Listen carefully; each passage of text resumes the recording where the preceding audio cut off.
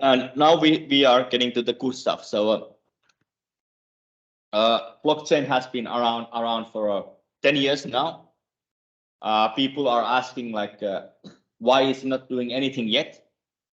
And the answer for that question is that we are building our way up from the bottom. So we had to first invent the transaction layer, like how we can send us transactions to each other. Like back in the early internet days, they invented email that, hey, you can actually send a message. Then on this transaction layer, we created smart contracts, like how you can do a little bit more complicated transactions, how you can actually add business logic to those transactions. You are not sending money, you are actually making a deal with somebody that based on these conditions, something can happen. And then we created token. So back in the day, as I said, there was only a Bitcoin, but now you can create tokens easily, and those tokens can present assets. And anybody basically in this room, it's so easy. You can go and create your own token. There are like web wizards for it. You can go and click from your MetaMask, and you have a token. And if that token has value for a reason or other, then you can start distributing those tokens to other people, and they can start trading. And this alone is kind of mind-blowing if you have ever dealt with stocks or a system like that, that you can so easily create an asset and people can actually trade it. And now we have a token. So what we can do with these tokens, we can actually trade them, like sending them around for free would make sense in the long term. So you need to have a business.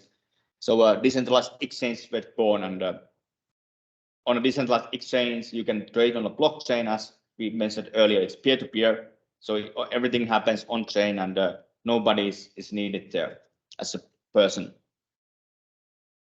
And now we have something that has value and can be traded. So now we have getting closer to this year. So we are creating governance layer. So we created DAOs. So okay, you have a trading and investing going on, and you need to somehow manage it.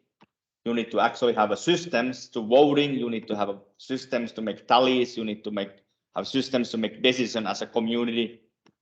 You can always have everybody in the same room and raise their hands for a vote, but it doesn't work in a global scale, especially if you have tens of thousands of participants, and thus the DAOs and the solutions for DAOs were born. And now we have basically created the whole 500 years of the corporate management on chain, so to say. So we can finally have a real business applications here. And now popular is gaming. It's called GameFi. So putting game assets on chain.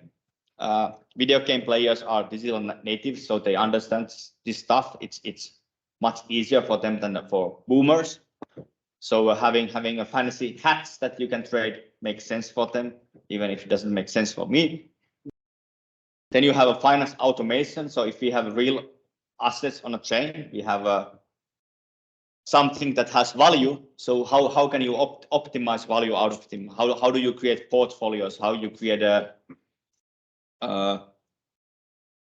index funds? How you create something that is easier for people to invest and buy instead of just going to the market and trying to figure out from 15,000 tokens what are the important for them. And now, as the latest one is called a creator economy. It's very early for creator economy on chain, but if everybody has been ever on the Facebook or Instagram or Twitter and seen any of the influencers, those influencers need to make money somehow.